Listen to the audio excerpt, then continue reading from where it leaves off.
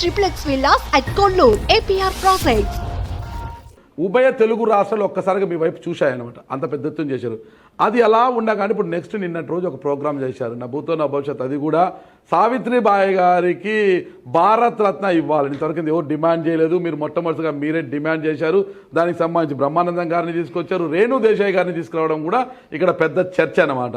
అసలు ఏంటి సావిత్రిబాయి గారికి కూడా భారత రత్న ఇవ్వాలని డిమాండ్ చేయడంలో ఉన్న ఆంతర్యం ఏంటి? అసలు మీరు అంటే అర్హురాలే కాదని లేదు, నేను ఇంతవరకు ఎవరు లేవనెత్తని దాన్ని మీరు ఇప్పుడు ఎందుకు లేవనెత్తుతున్నారు? అసలు దాని వెనక ఉన్న ఆంతర్యం ఏంటి, కథ ఏంటి? అసలు మీరే అన్నారు కదన్నా అర్హురాలు అని, అంతకంటే వేరే కారణం ఏం కావాలి? ఆవిడ కంటే పెద్ద అర్హత ఉన్న వాళ్ళు ఎవరైనా ఉన్నారా ఈ దేశంలో పోరాటం చేసిన వాళ్ళలో? ఈరోజు ఒక వ్యవస్థలో పోరాటం చేయాలంటే ఇప్పటి వరకు మనం మాట్లాడుకుంటున్నట్టు ఎన్నో రకాల ఇబ్బందులు ఉంటాయి, కేసులు ఉంటాయి, కష్ట నష్టాలు ఉంటాయి, అవమానాలు ఉంటాయి. వీటన్నింటినీ భరించి ముందుకెళ్ళడానికి ఈరోజు ప్రజల్లో ఆ చైతన్యం ఉంది, సమాజంలో మార్పు ఉంది, మీడియా ఉంది, టెక్నాలజీ ఉంది. కానీ 19వ శతాబ్దంలో 1831 ప్రాంతంలో జన్మించి అప్పుడున్న సాంఘిక దురాచారాలపైన, అప్పుడున్న అణచివేత ధోరణిపైన, అప్పుడున్న ఏదైతే ప్రజాస్వామ్యానికి పూర్తి వ్యతిరేకంగా, పూర్తిగా ముఖ్యంగా స్త్రీల హక్కుల కోసం, స్త్రీల యొక్క విద్య కోసం, వాళ్ళ అభివృద్ధి కోసం ఇంట్లో నుండి బయటకు రాకూడదు అని చెప్పి దురాచారాలు ఉంటున్న రోజుల్లో ఆవిడ తిరగబడి భర్త దగ్గర చదువు నేర్చుకొని ఆవిడ బాల్య వివాహం చేసుకున్నా కానీ, కుటుంబ పరంగా ఆవిడ కుటుంబాన్ని వెలివేసినా కానీ అనేక రకాలుగా ఇబ్బందులు పడి పోరాటం చేసి మహిళల యొక్క విద్య కోసము, అభివృద్ధి కోసం పోరాటం చేసి, అదేవిధంగా సమాజంలో ఉన్న దురాచారాలు ఏవైతే ఉన్నాయో, బాల్య వివాహాలు కావచ్చు, అదేవిధంగా వితంతువులకు జరిగే అవమానాలు కావచ్చు, వీటన్నింటి కోసము పోరాటం చేసి చివర్లో అదే మహారాష్ట్ర ప్రాంతంలో ఆవిడ ఉంటున్న ప్రాంతంలో ఆవిడ చేస్తున్న సేవా సంస్థల ద్వారా ప్రజలకు సేవ చేస్తుంటే 1890 ప్రాంతంలో కరువు ఒక పక్క వస్తూ, అదేవిధంగా ప్లేగు వ్యాధి విజృంభించి రోజు వందల మంది, వేల మంది చనిపోతుంటే వాళ్ళందరికీ సపోర్ట్ చేయలేక మెడికల్ సర్వీస్ ఇవ్వలేని పరిస్థితుల్లో ఆనాడు వ్యవస్థలు కూడా ఫెయిల్ అయితే ఈవిడ దగ్గరుండి ఆ సేవ చేస్తూ పూర్తిగా చివరికి ప్లేగు వ్యాధిగ్రస్తులకు సేవ చేస్తూ అదే వ్యాధి సోకి ఆవిడ చనిపోయి తన 66 సంవత్సరాల జీవితాన్ని అంతా కూడా సమాజ సేవ కోసము, మహిళా అభ్యున్నతి కోసం పోరాటం చేసి ఈరోజు మహిళలు ఈ విధంగా సమాజంలో ముందుకొచ్చి, ఈ విధంగా సమాజంలో చదువుకొని ఆర్థికంగా ఉద్యోగాల పరంగా ముందుకున్నారంటే ఆ రోజు ఆవిడ చేసిన పోరాటం కావచ్చు, ఆవిడ పెట్టిన భిక్షని మనం చెప్పచ్చు. అంతకంటే గొప్ప నాయకురాలు కావచ్చు, పోరాటం చేసిన వాళ్ళు కావచ్చు ఈ భారతదేశంలో ఎవరున్నారన్నా?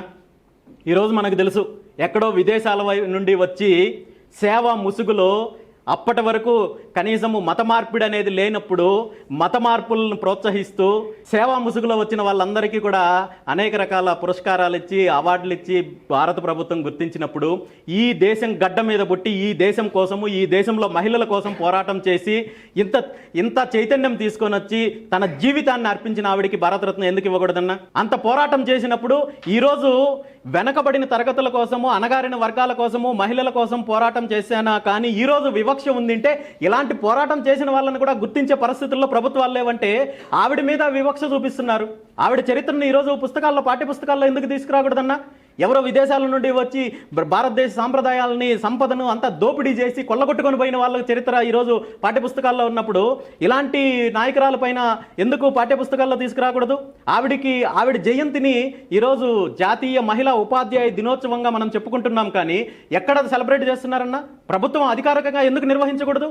ఎందుకు మహిళా ఉపాధ్యాయులని ప్రతి సంవత్సరం గుర్తించి వాళ్ళకు ఉత్తమ ఉపాధ్యాయునులుగా అవార్డులు ఇచ్చి వాళ్ళలో ఆ స్ఫూర్తిని నింపి ఆవిడ ఆశయాలను కొనసాగించే విధంగా భావితరాలకు మీరు అభివృద్ధి చేయండి, వాళ్ళలో ఒక మంచి మార్గంలో తీసుకెళ్ళండి అని చెప్పి ఎందుకు ప్రోత్సహించకూడదు? కనీసం ఆవిడ జయంతి రోజును కూడా అధికారికంగా నిర్వహించలేని పరిస్థితుల్లో మన ప్రభుత్వాలు ఉన్నాయి. కాబట్టే ఈరోజు ఒక పార్టీ తరపున అందులో చైతన్యం తీసుకురావాలి, ప్రభుత్వానికి కనువిప్పు జరగాలి, కనీసం వచ్చే సంవత్సరం నుండి అయినా ఒక మంచి కార్యక్రమాలు జరగాలనే ఉద్దేశంతో ఈ సంవత్సరము ఈ కార్యక్రమానికి నాంది పలకడం జరిగింది. మంచి కార్యక్రమం మీరు చేసింది, చాలా చక్కగా కూడా చేశారు. కానీ ఆ కార్యక్రమానికి సార్ బ్రహ్మానందం గారు అంటే వచ్చారు, అది ఓకే, ఆయన ఏ పొలిటీషియన్ కాదు. కానీ ఇక్కడ రేణు దేశాయ్ గారిని మీరు ఆహ్వానించడం అనేది అందరికీ ఒక చర్చ వచ్చిందండి. అంటే రేణు దేశాయ్ గారు ఏమన్నా బీసీవై పార్టీలో చేరబోతున్నారా, కండవా కప్పుకోబోతున్నారా, ఏమన్నా పార్టీ బాధ్యతలు ఏమైనా ఇవ్వబోతున్నారా, 2029లో ఆమె ఏమైనా పోటీ చేయబోతున్నారా ఏపీలో అనేది ఒక డిస్కషన్ అయితే బయట స్టార్ట్ అయింది. ఎందుకు పిలిపించారు రేణు దేశాయ్ గారిని? అలాంటిది ఏమీ లేదన్నా. రేణు దేశాయ్ గారు అంటే అందరికీ తెలిసిన ఆవిడ నటిగానో లేదా దర్శకురాలుగానో కాదు.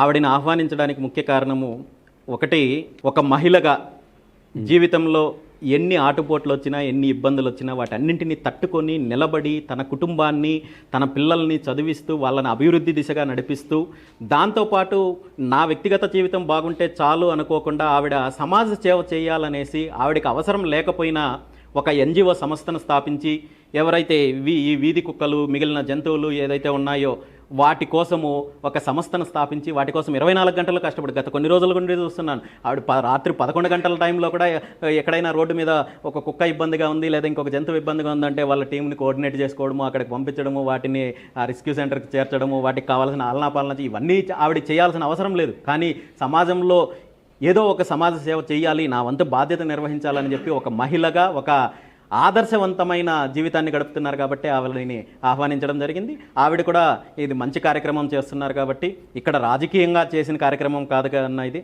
కాబట్టి ఆవిడ ఆ కార్యక్రమానికి రావడం జరిగింది. అంతే తప్ప ఇందులో ఎటువంటి రాజకీయ చర్చలు కానీ రాజకీయ ఆలోచనలు కానీ లేవన్నా. సుమన్ టీవీలో మీ పర్సనల్ అండ్ బిజినెస్ ప్రమోషన్స్ కోసం కింది నెంబర్కి కాంటాక్ట్ చేయండి.